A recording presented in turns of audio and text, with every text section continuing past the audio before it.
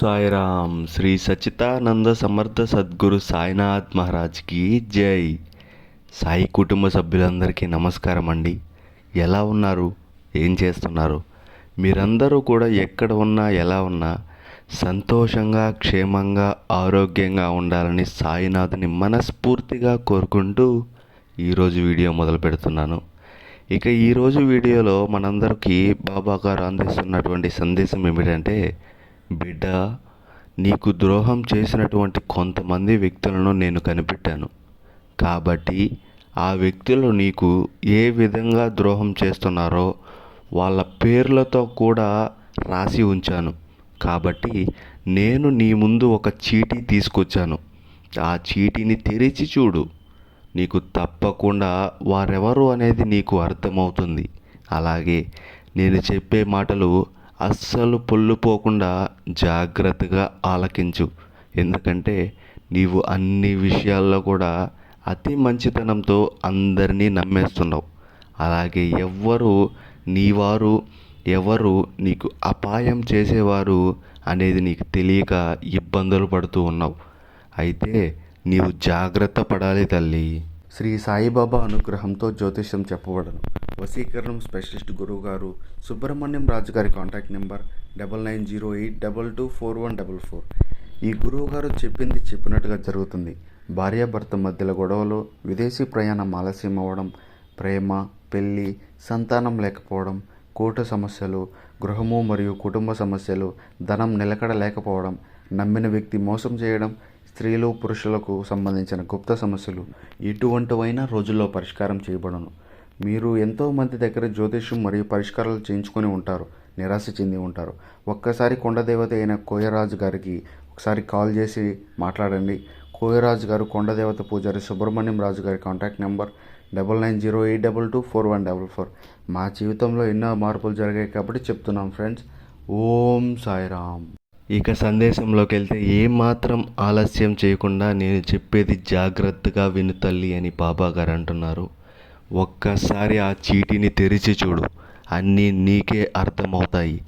ఈరోజు మనకు ఎంతో అమూల్యమైనటువంటి సందేశాన్ని చెప్పబోతున్నారు. మరి మనల్ని మోసం చేయడానికి ఎవరు వస్తున్నారు? ఎవరిని చూసి మనం జాగ్రత్త పడాలి? ఈరోజు మంచి సందేశం రూపంలో వచ్చినటువంటి ప్రతి మాటను కూడా కీలకంగా వినాలి. అసలు ఎంతగా మనకు భగవంతుడు ఎందుకు ఇలా చెప్తున్నారు? ఈరోజు నీ కంట పడిన వెంటనే కాదనవద్దు, నిర్లక్ష్యం చేయవద్దు. ఒక్క క్షణం ఆగి ఈ సందేశాన్ని విను. గంటలు, రోజులు, వారాలు కాదు, కేవలం నీ జీవితాన్ని కొన్ని ఘటనలు, సంఘటనలు, మలుపులు, మెలికలు, ఇలా ప్రతి ఒక్కటి కూడా పూర్తిగా మారబోతున్నాయి. ఒక్కసారి నీ జీవితం తలకిందులు అయిపోయినట్లుగా నీకు అనిపిస్తుంది కదూ. కాబట్టి ఈరోజు నేను అందించే ఈ సందేశాన్ని నువ్వు విన్నావంటే అసలు వ్యక్తులు ఎవరు, నీకు ద్రోహం చేసే వ్యక్తులు ఎవరు, నీ మంచి కోరే వ్యక్తులు ఎవరు అనేది తెలుసుకుంటావు. అసలు వ్యక్తుల యొక్క మోసం అనేది తెలుసుకొని నిజంగా నువ్వు కొంచెం బాధపడతావు.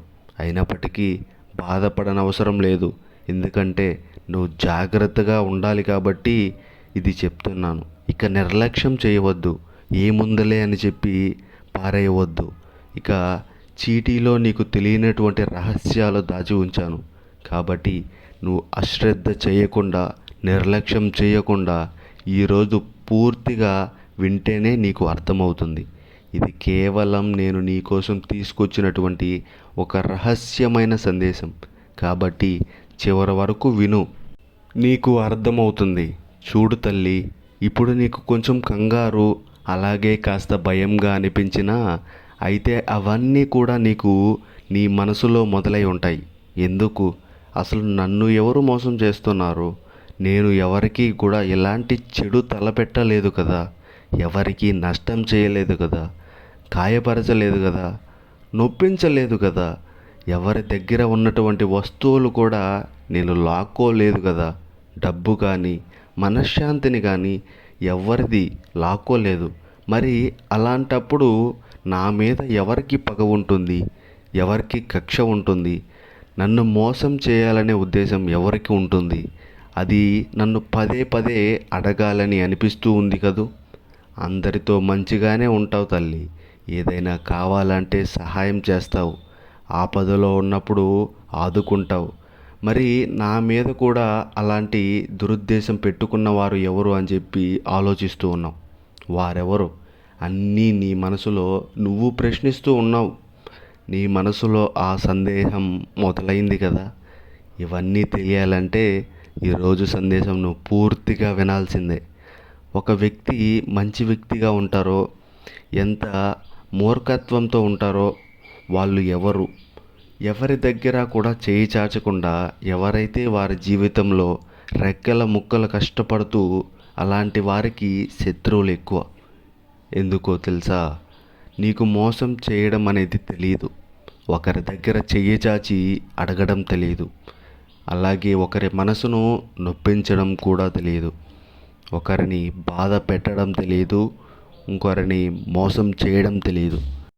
అభం శుభం తెలియనటువంటి అమాయకురాలివి. చెప్పాలంటే అమాయకు పిచ్చి తల్లివి. అంతకన్నా నీకు మోసం చేయడం అసలే తెలియదు. తెలివితేటలతో, రెక్కల కష్టంతో, నీ శ్రమతో నువ్వు రాత్రింబవళ్ళు కష్టపడి నీ జీవితంలో నువ్వు ఎదుగుతూ వచ్చావు. నాకు ఈరోజు కష్టం వచ్చింది, బాధ వచ్చింది, నాకు కాస్త డబ్బు సహాయం చేయండి అని ఎవరి దగ్గర కూడా కష్టాన్ని చెప్పుకోలేదు తల్లి. ఇతరుల సహాయాన్ని నువ్వు ఆశించలేదు. అలాంటప్పుడు ఏమవుతుందంటే కొందరిలో ఒకలాంటి ఈర్ష్య మొదలవుతుంది. ఈ వ్యక్తి ఎవరి దగ్గర కూడా చేయి చాచడం లేదే, అసలు ఎందుకు ఈ వ్యక్తి జీవితంలో ఇంత చక్కగా ఆనందంగా బాగా ఎదిగిపోయి ఉన్నారు? మేము కూడా తనతో పాటు జీవితం మొదలుపెట్టాం కదా. మరి మా జీవితంలో అల్లకల్లోలుగా ఉంటున్నాయి. మా జీవితంలో ఎక్కడ వేసిన గొంగలి అక్కడే ఉంటుంది. మేము ఏం చేస్తున్నాం, ఎంత సంపాదిస్తున్నాం, కానీ సంతోషంగా లేము.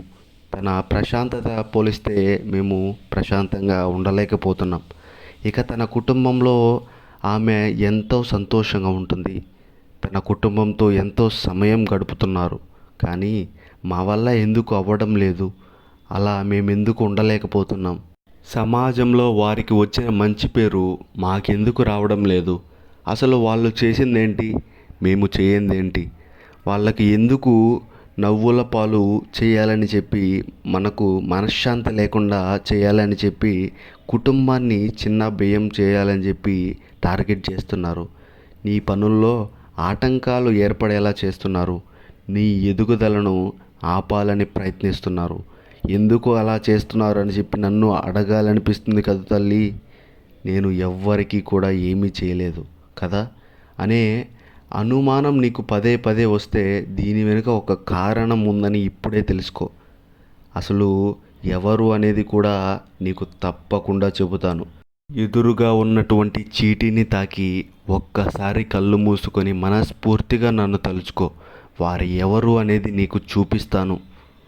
ఒక్కసారి కళ్ళు మూసుకో.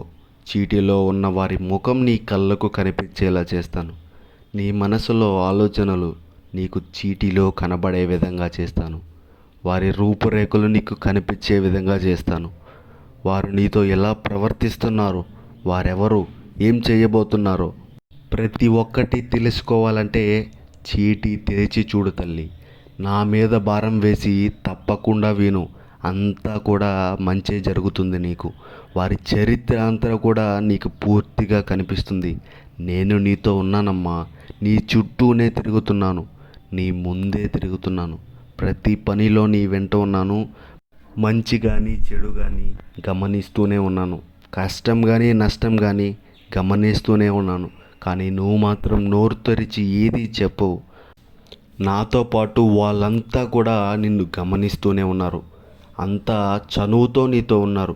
నువ్వు చేసే పని చోట కావచ్చు, ఇరుగు పొరుగు వారు కావచ్చు, నీ బంధువుల్లో కావచ్చు, నీ కుటుంబంలో కావచ్చు, అలా గమనిస్తూ ఉన్నారు తల్లి నిన్ను.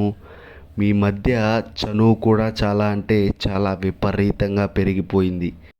వాళ్ళు ఎప్పుడూ నిన్ను బాధ పెట్టాలని, నువ్వు బాధలో విలవిలలాడుతూ మానేసి ఒంటరిగా కుమిలిపోవాలని, ఒంటరిగా చూడాలని ఇలా చేస్తున్నారు.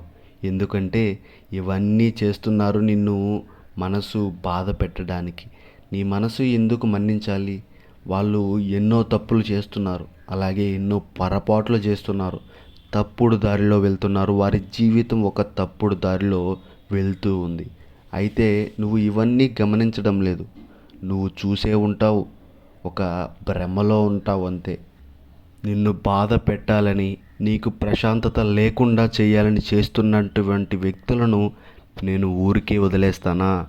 నీకు వచ్చేటువంటి అదృష్టాన్ని నీకు దక్కకుండా చేస్తున్నారు. నీకు మనశ్శాంతి లేకుండా చేస్తే, నీ కుటుంబం చిన్నాభిన్నం చేస్తే, నలుగురిలో నువ్వు నవ్వుల పాలు చేస్తే నేను చూస్తూ ఉంటానా? నిన్ను నడి రోడ్డు మీద లాగేస్తే, నిన్ను అష్ట కష్టాలు పెడుతుంటే, నిన్ను ఆర్థిక ఇబ్బందుల్లోకి తోసేస్తే నేను వదిలేస్తాననుకుంటున్నావా? ఇటువంటివి ఎదుర్కోవడానికి వారు నిన్ను ముందుకు రాలేక వెనక గోతులు తవ్వుతూ ఉంటారు. కాబట్టి ప్రతిసారి నువ్వు ఎవరి చేతుల్లో చిక్కకుండా, ఎవరి అవకాశాలకు నువ్వు లొంగకుండా, ఎవరి దగ్గర కూడా నువ్వు తక్కువ కాకుండా ఉండాలనేది నా ఆరాటం తల్లి. నువ్వు ఎప్పుడూ కూడా నా ఆశలో ఉన్నటువంటి చక్కగా మెరుస్తూ ఉండాలి, వెలుగును పంచుతూ ఉండాలి. అవకాశాలను లాగేసుకునేవారు వారి తరం కాదు. ఎన్ని జన్మలెత్తినా సరే వాళ్ళు అస్సలు అవ్వదు.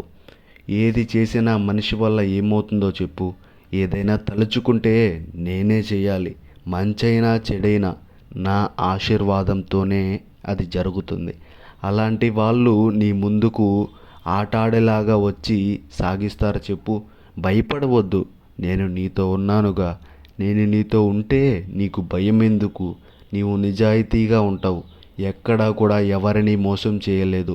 నీ మనసు ఎక్కడా కలుషితం కాలేదు. కలుషితంలో నువ్వే కలుషితం లేనటువంటి మనిషివి.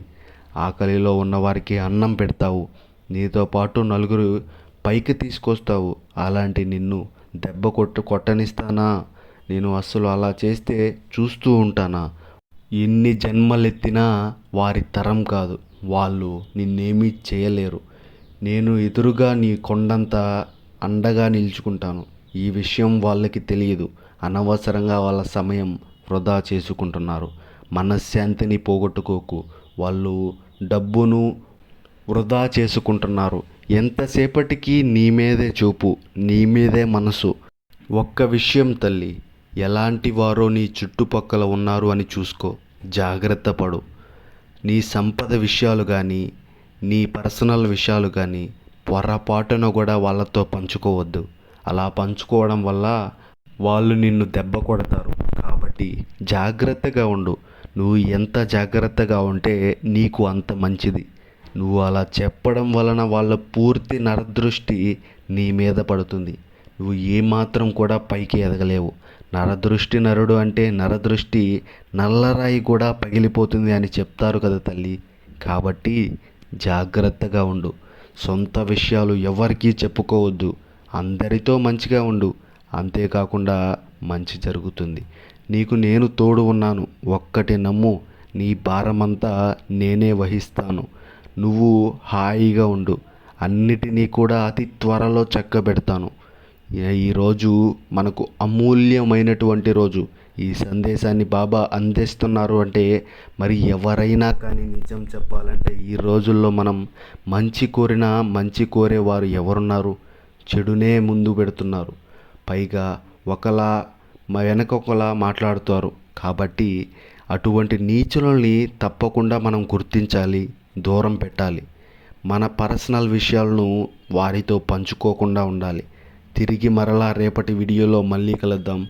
ఈ బాబా గారి సందేశంలో మాటలు మీ మనసుకు తాకినట్లయితే సబ్స్క్రైబ్ బటన్ తాకండి, అలాగే లైక్ బటన్ తాకండి. కామెంట్ బాక్స్లో ఓం సాయిరామ్ అని కామెంట్ చేయండి. సర్వే జనా సుఖినో భవంతు. ఓం సాయిరామ్.